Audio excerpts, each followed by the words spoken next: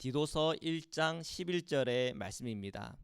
그들의 입을 막을 것이라. 이런 자들이 더러운 이득을 취하려고 마땅하지 아니한 것을 가르쳐 가정들을 온통 무너뜨리는도다. 아멘. 가정을 세우는 말이라는 제목을 가지고 말씀을 함께 나누려고 합니다. 오늘 본문에서 사도 바울이 디도에게 권면을 해요. 가정을 무너뜨리는 말이 있다. 그 말이 어떤 말인가?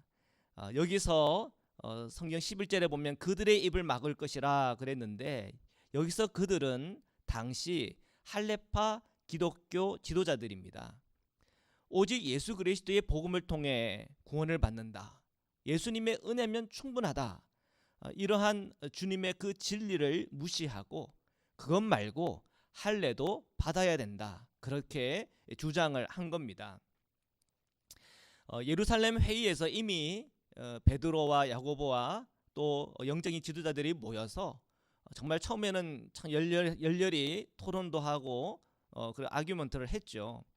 그런 가운데 주님께서 그 회의를 주관해 주셔서 진리를 깨닫게 하신 겁니다. 그리고 이 베드로가 무엇이 진리인가? 예수님 말고 또 할례도 필요한 것인가? 그렇지 않다고 선포해요. 사도행전 15장 11절인데요. 제가 읽어드리겠습니다. 그러나 우리는 그들이 우리와 동일하게 주 예수의 은혜로 구원받는 줄을 믿노라 하니라. 아멘. 주 예수의 은혜로 구원을 받는다. 주 예수의 은혜면 충분하다는 거예요. 그런데 지금 당시 이 거짓 교사들은 자꾸 기독교인들에게 예수님의 은혜 말고 할례도 있어야 되잖아. 계속 그렇게 주장을 한단 말이에요.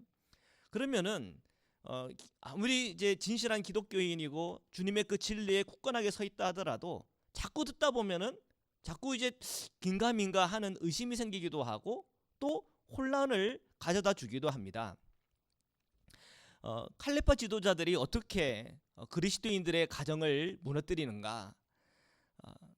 그런 이제 이 논쟁이 될 만한 일들, 그런 이슈들을 자꾸 이제 불어 넣으니까 가족들 안에도 자꾸 이제 이런 일 때문에 분쟁이 생기는 겁니다. 자, 한번 생각해 보세요. 만약에 유대인 부인과 헬라인 남편이 가정을 이제 이뤘다고 생각해 봅시다. 자, 아들을 낳았어요. 부인이 그 할례파 가르침을 받고 할례를 받아야 됩니다. 그렇게 주장을 하고, 이 헬라인 남편이 그 무슨 할례를 받냐고, 우리는 예수님의 은혜면 충분하지 않냐고. 자, 그렇게 되면서 서로 이제 논쟁이 생겼는데 이 논쟁이 좁혀지질 않아요. 그러면 어떻게 되나요? 이 문제 때문에 이 가정이 깨질 수도 있는 거예요. 우리가 이 갈등에 있어서 단계별로 이렇게 나눠요. 1단계, 2단계, 3단계, 4단계. 근데 가장 심각한 이 갈등을 조장하는 것 중에 하나가 가치관의 차이예요. 어떤 가치관의 차이, 나는 이거를 이렇게 생각하고 저 사람은 이렇게 생각하는데 그게 맞질 않네. 근데 그 갈등을 푸는 게 굉장히 쉽지가 않아요. 대한민국 같은 경우는 옛날에 이미 공산주의와 민주주의와의 이 이념 전쟁이 있었어요. 그때 당시에 그 이념이 뭔지도 잘 몰랐지만 하여튼 그 이념 때문에 이 남북이 나뉘게 되고 정말 피비린내 나는 전쟁을 치르지 않았습니까? 이 가치의 차이라고 하는 것은 굉장히 이 갈등을 풀기가 쉽지가 않아요. 자, 그런데 이 교회 안에서 이러한 소위 말하는 이 할레파 지도자들, 이 교회도 흔들고 또 그리스도인들 가정도 흔든 겁니다. 자, 우리가 말 하나 때문에 교회가 나뉠 수 있고 말 하나 때문에 가정이 이렇게 흔들릴 수 있다고 하는 것은 우리가 정말 깨어서 분별해야 될 문제입니다. 우리 자녀들 또 부모와 자녀들 간의 이 대화 속에서 뭐 정치 이야기를 한다든지 신학적인 논쟁을 한다든지 그게 어느 정도 수준에서 그치고 이제 말면은 괜찮지만 이것 때문에 그냥 부모와 자녀들 간에 이게 화합이 되질 않고 젊은 자녀들은 그 부모님들을 무시하기까지 하고 그건 정말 마음 아픈 일이죠. 정말 우리 그리스도인이라고 한다면 정말 이 분별해야 해야 될 문제인 것입니다. 전에 한번 이 이야기를 한번 나눈 적이 있는데요. 이 존 웨슬리 목사님이 저희 감리교회 어떻게 보면은 이제 교단의 초기 이제 그 일으키신 분이시잖아요. 그분의 아버지가 사무엘 웨슬리인데, 이 사무엘 웨슬리가 그 부인인 이 수산나를 1682년에 만납니다. 그때 어디서 만났냐면 이 신학 토론 모임에서 만나게 됐는데, 그때 이제 이 수산나라고 하는 이제 자매님이죠. 그 자매님이 삼위일체에 관해서 이야기를 하는데 좀 잘못된 이해를 하고 있더랍니다. 그래서 이 사무엘 웨슬리가 그건 잘못된 거라고, 이 삼위일체는 이러이러한 것이라고 이렇게 설명을 잘 해줬나 봐요. 근데 그 모습에 그냥 이렇게 반한 거예요. 그래서 이제 이 사무엘 웨슬리하고 이 수산나가 결혼을 하게 됩니다. 그런데 문제가 이 사무엘 이 웨슬리는 당시에 왕당파인 토리당을 지지를 했고요. 그리고 이 수산나는 그때 당시에 야당인 자코방당을 지지를 했대요. 지금으로 따지면 뭐 국민의 힘인가요? 뭐 하나는 국민의 힘을 이제 지지를 하고, 하나는 이제 뭐 민주당을 이렇게 지지하고 뭐 그런 이제 형태인 거죠. 자, 그런데 이제 뭐 정치적인 이런 이제 그 의견이 달라가지고 뭐 이렇게 좀 토닥토닥 싸우기도 하긴 했지만 그래도 잘 넘어갔어요. 한 18년 정도는 잘 그래도 결혼 생활을 했는데, 근데 이제 그 나라에 큰 이제 그 문제가 하나 생긴 거예요. 그때 당시에 왕이었던 이 제임스 왕이 추방을 당한 겁니다. 그리고 이 윌리엄 3세가 왕이 된 거예요. 그런데 이 사무엘 웨슬리는 이 윌리엄 3세에게 충성을 다해야 된다. 그리고 기도할 때마다 그 왕을 위해서 기도를 하는데 이 수산나가 아멘을 안 하네. 그러니까 이제 이것 때문에 너무 이게 화가 난 거예요. 그래서 너무 이게 싸움이 지나치다 보니까 처음에는 이제 각방을 쓰다가 아예 별거를 하게 됐어요. 한 1년 정도를. 그러니까 목회자예요. 이 사무엘이 그때 당시에 그래도 좀 명망 있는 목사님이셨고, 이 수산나 이 사모님께서는 그래도 그 아버지도 굉장히 유명하신 목사님이셨어요 당시에. 그런데 이제 이 가정 안에 이게 큰 문제가 생긴 거예요. 정치 문제 때문에. 얼마나 이제 그 목회자로서 큰 타격입니까? 자, 그런데 1701년에 이제 서로 말다툼을 하다가 이제 별거가 시작이 됐고요. 1702년 3월달에 이 윌리엄 3세가 죽었어. 그리고 앤 여왕이 즉위를 하자 이제 이 부부들이 나누어 티격태격했던 이 정치적인 이 언쟁이 끝이 난 거예요. 그리고 이 수산나 사모님의 친구가 이제 이 사모님을 잘 권유를 해가지고 다시 이제 이 사무엘 목사님하고 재결합을 했어요. 그리고 존 웨슬리가 태어난 거예요. 참 이게 역사를 보면은 이 가정이라고 하는 것이 얼마나 이 영적인 전쟁이고, 정말 이렇게 갈등 속에서 나뉘었다가 다시 하나가 되고 하는 이 모든 과정 속에 하나님의 인도하심과 역사함들이 강하게 난다는 것을 이렇게 이런 이야기를 통해서 배우게 됩니다. 그래도 이제 존 웨슬리 목사님 같은 경우는 참 그래도 잘 해결된 케이스지만 요 며칠 전에 CBS에서 한 이제 간증을 들었어요. 이용주 개그맨이 나와서 간증을 하는데요. 그분은 이제 8살 때 부모님이 이혼을 하셨고요. 그래서 그 통에 어머니는 프랑스로 떠나가서 거기서 정착하고 새 가정을 이렇게 차렸대요. 근데 이제 자기 그 아버지가, 그러니까 자기 아버지의 아버지죠, 할아버지가 목회를 하셨대요. 그러니까 이제 아버지가 목사님 아들이죠. 저같이 이제 목사님의 아들인데 이제 자기가 8살 때 이제 그런 일을 겪은 거죠. 그러니까 이 8살 남자 아이가 받는 이제 마음의 상처가 큰 거죠. 어려운 거죠. 그래서 이제 뭐 그 아버지는 이제 자기하고 자기 동생을 이제 할아버지 손에 맡겨서 이제 키웠고, 그다음에 아버지는 이제 아버지대로 생활을 하고 어머니는 프랑스에 떠나서 이제 거기서 이제 새 가정을 꾸리고 이제 그렇게 이제 성장을 했다는 거예요. 그런데 이제 8살짜리가 이제 부모님이 없는 거 할아버지 할머니랑 같이 사는 거 아니에요. 목사님이다 보니까 교회는 가지만 그 마음에 기쁨이 없는 거예요. 가장 큰 이제 그 마음의 시험이 뭐냐면 아마 이제 그 교회는 다 가족 중심의 교회였대요. 그러니까 이제 자기 또래들을 보잖아요.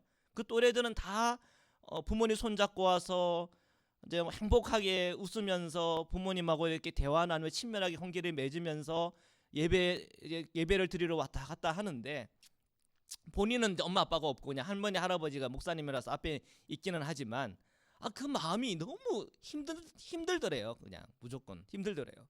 그러니까 이게 교회 나오는 것도 이렇게 즐겁지 않고 그냥 교회에 그냥 가기 싫으니까 그냥 빠지기도 하고 그렇게 이제 그 어린 시절을 보냈다고 그렇게 고백을 하더라고요. 그리고 이제 그 마음에 어떤 마음이 있냐면 이제 어머니에 대한 미움, 이제 그 어머니에 대한 이 미움이 그 마음 깊이 자리 잡더래요. 그래서 무슨 일만 터지면 이거 다 엄마 때문이야.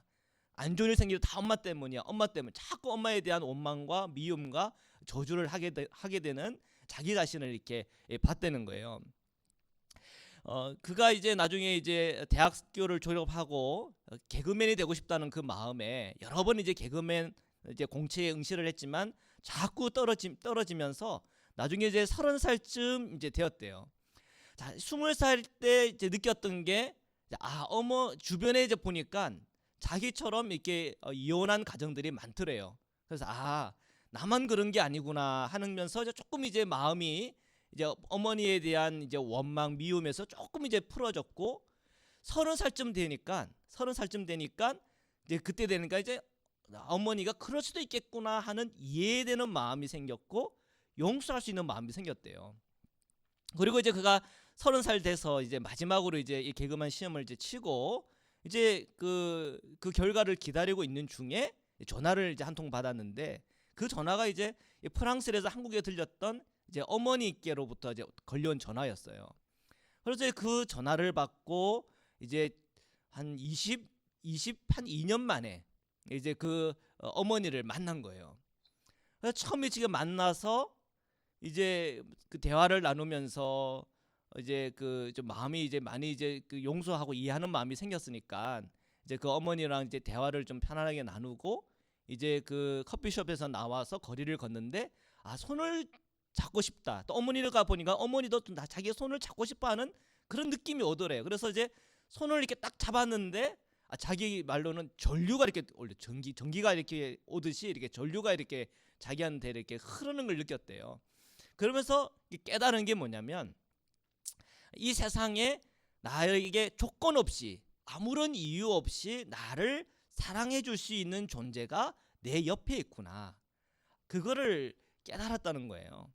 그러니까 그의 그 30살이 되는 그 과정에 그 22년 동안 그러니까 부모님 없이 그냥 할머니 할아버지만 이렇게 안에서 이렇게 성장해왔던 이 이용주 개그맨이 22년 만에 처음 어머니 손을 잡았을 때 그가 체험하고 경험했던 어떤 영적인 체험이 있더라고요. 우리가 이 가정이라고 하는 거를 정말 가볍게 생각할 문제가 아닌 것 같아요. 정말 우리가 영적으로 하나님께 은혜를 받아서 하루하루 주님과 동행하는 건데 성장하는 거 굉장히 소중하고 중요하죠. 그런데 우리가 나만 주님 안에서 은혜 받고 나만 주님 안에서 충만한 것 그리고 내가 주님 앞에 섰을 때 야 너 뭐 하고 왔니라고 물었을 때 이 사람도 전도하고 저 사람도 전도하고 이런 봉사 저런 봉사 하고 왔어요. 그래 너희 자녀들은 어떠하니? 라고 물었을 때 근데 참 이게 제 이 간증을 들으면서 깨달아지는 바가 있더라고요. 정말 이 가정 안에서의 상처 부모와의 관계 안에서 일어나는 이 상처가 회복되는 과정을 보니까 이게 보통이 아니더라고요. 그러니까 자녀들에게 조금 더 하나님의 마음 가지고 사랑을 베풀어주고 조금 더 인내해서 그 자녀들에게 그 사랑을 좀 흘러보내줄 수 있다면 그 자녀들이 하나님을 체험하고 경험하고 하나님을 만나는 데 있어서 굉장히 큰 주님의 통로가 되는 일이더라고요. 이 이용조 개그맨이 이제 그 어머님을 만나고 정말 나에게 조건 없이 나를 사랑하는 존재가 있구나 하는 것을 깨달으면서 그 마음이 평안해지더래요. 그리고 이제 개그맨이 됐는데 이 개그맨들 이 사회에도 굉장히 이 경쟁심이 많다고 하더라고요. 근데 개그맨 그 친구들 서로 막 뜨려고 막 하는 애들 있으면 너 먼저 하라고, 너 먼저 하라고. 나는 나중에 하겠다고. 그러다 보니까는 이제 다 양보하고, 그러다 보니까 자기는 이제 방송 분량이 작아져 가지고 이렇게 개그맨으로서 화면 이 방송에 많이 나오지는 않았대요.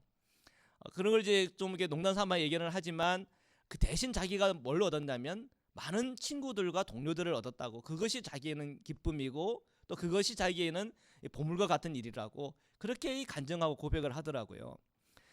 우리가 이 가정이라고 하는 것이 결코 소홀히 해야 될 그것이 분명히 아닌 것 같아요. 정말 우리가 가정을 위해서 기도할 때 어머니의 역할, 아버지의 역할, 또 가정이 건강하게 주님의 말씀과 은혜 안에서 바르게 서는 일은 너무나 중요한 일이에요. 물론 여러 가지 상황과 형편 속에서 가정이 깨어지는 수도 있고 또 여러 많은 형편 속에서 그 가정에서 어려움과 고통과 고난을 딛고 일어서면서 성장하는 이 자녀들의 이야기들이 있어요. 그 각자마다 하나님께 주신 은혜와 회복과 이끄심을 통해서 만드시는 하나님의 놀라운 손길들이 다 있어요. 우리는 그걸 의심하지 않아요.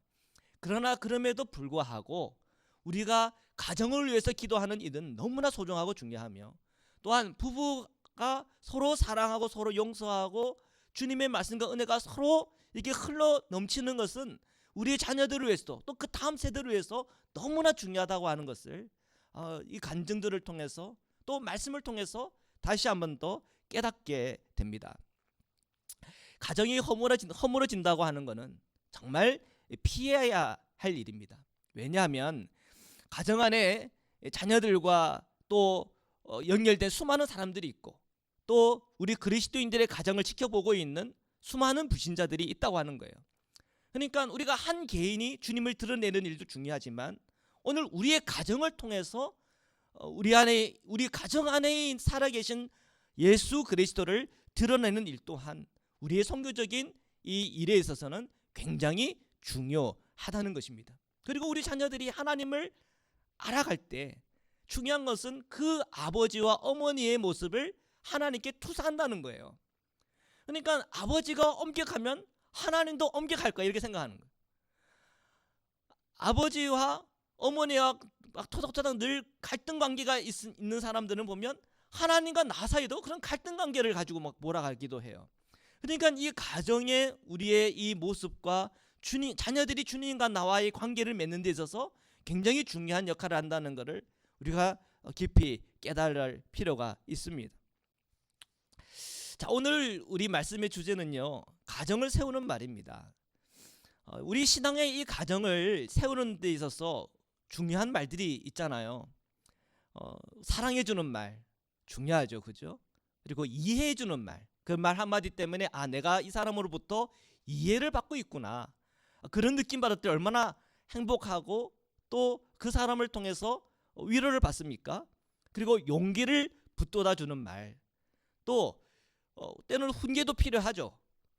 정말 진정한 사랑이 드러나는 훈계, 그런 거는 정말 하나도 버릴 것이 없어요. 그런 것을 통해서 신앙의 가정이 든든하게 서는 것 의심할 이유가 없죠. 가정을 무너뜨리는 말이 있습니다. 미워하는 말, 무시하는 말, 절망을 주는 말, 미움과 원망 속에서 쏟아붓는 독설. 사람은 다 감정적인 면들이 다 있어요. 자, 그런 독설을 듣고 절망 주는 말을 듣고 무시하는 말을 듣고 미워하는 말을 듣는데 그 감정이 견뎌내는 거 쉽지 않습니다. 그러다 보면 정말 이 가정 안에 하나님의 은혜들이 자꾸 막히게 되죠. 그런데 또 한편 생각하면 그것이 그리스도인들 가정이라고 해서 완전하냐?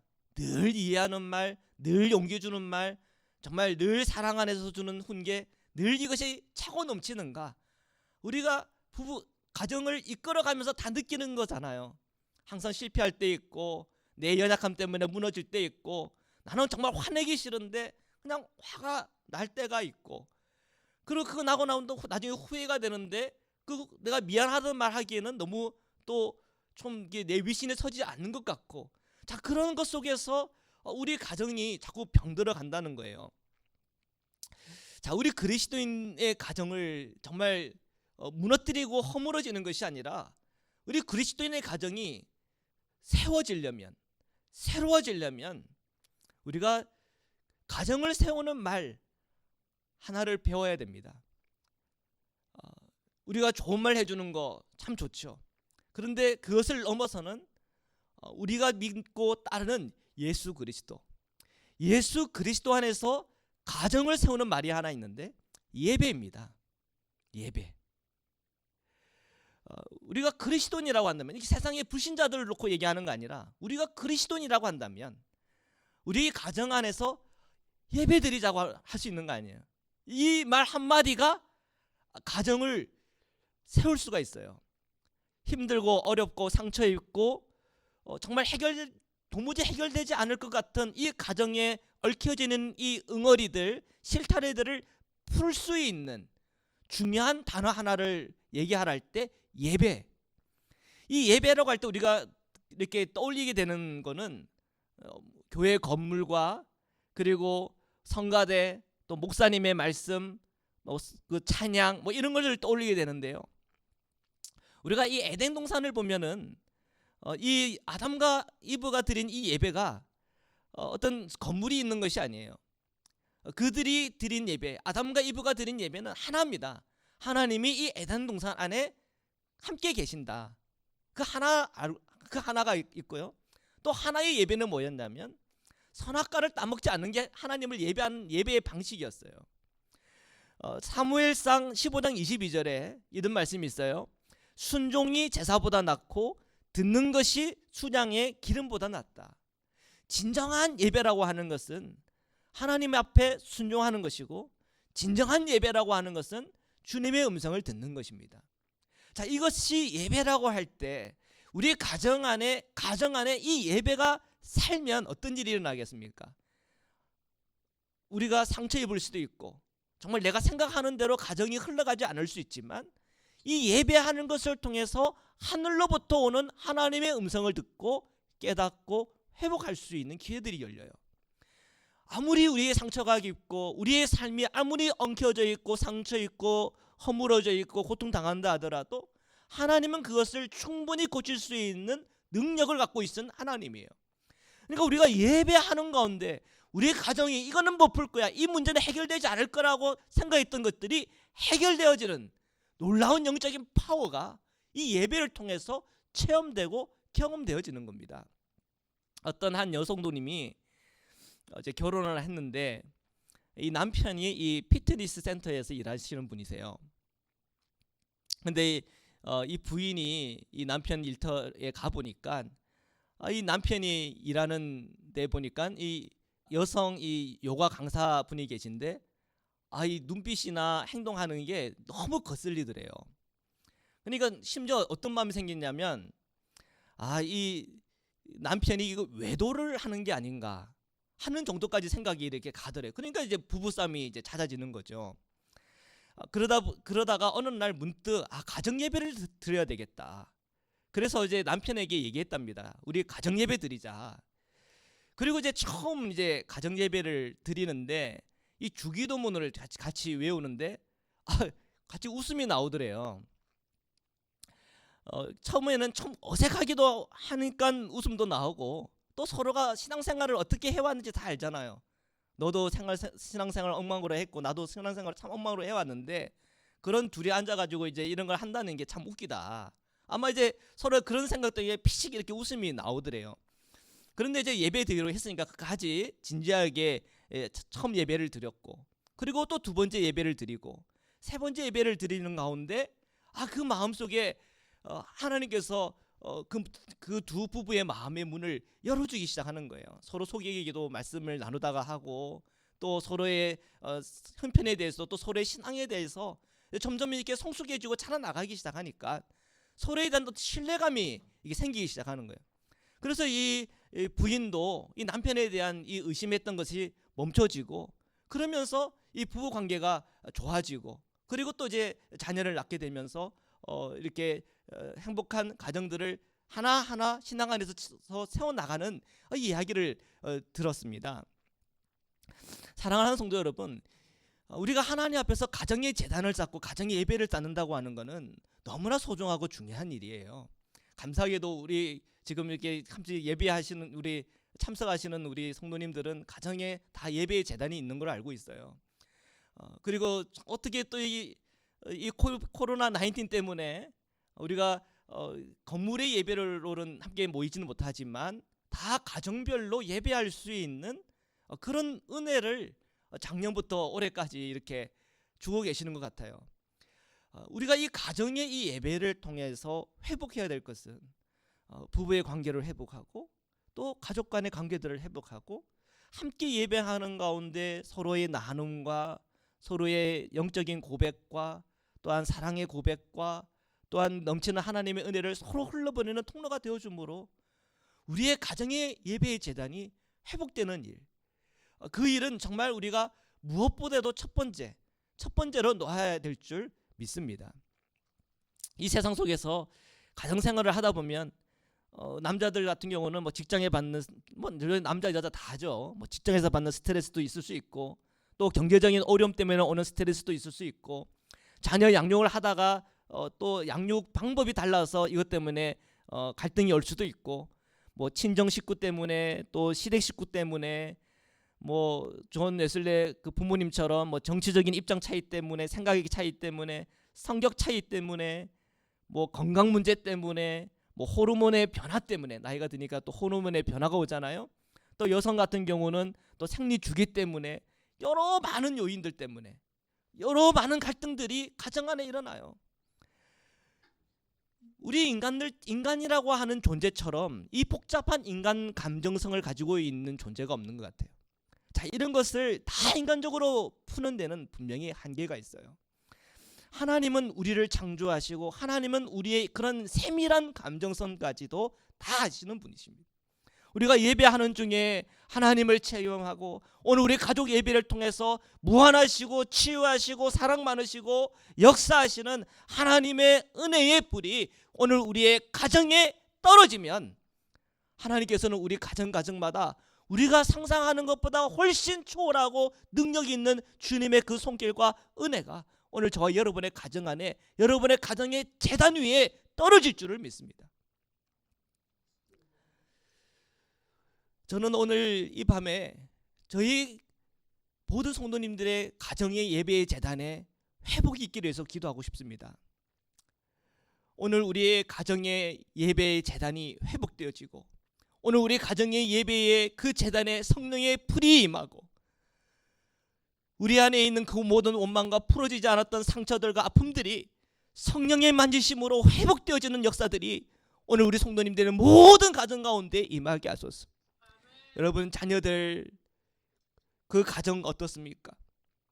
우리 손주 손녀들의 그 인생과 그 미래에 대해서 염려되지 않습니까? 우리 자녀들의 가정의 재단에 불이 떨어지게 하여 주십시오.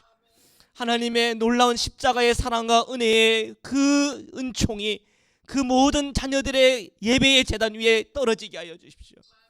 하나님 오늘 이 밤에 저희들 우리 가정의 예배의 회복을 위해서 함께 기도하면 좋겠습니다. 자, 우리 먼저 이 밤에 우리 함께 기도 드리겠습니다. 뮤트를 다 푸시고요. 우리 각각 모든 가정의 예배의 재단에 예배가 회복되게 하시고 성령 안에서 우리 성도님들의 그 모든 마음에 맺혀 있는 거, 응어리진 거, 아픈 거, 상처 입은 것이 다 녹아지게 하여 주십시오. 부부들이 대화할 때마다 그 대화 속에서 용서와 사랑과 은혜가 넘치게 하소서. 우리 모든 자녀들의 가정 속에 하나님의 놀라운 은혜의 역사함들이 일어나게 하여 주옵소서. 그 믿음의 고백을 가지고 우리 이 시간 함께 합심해서 기도하시겠습니다. 기도드리시겠습니다.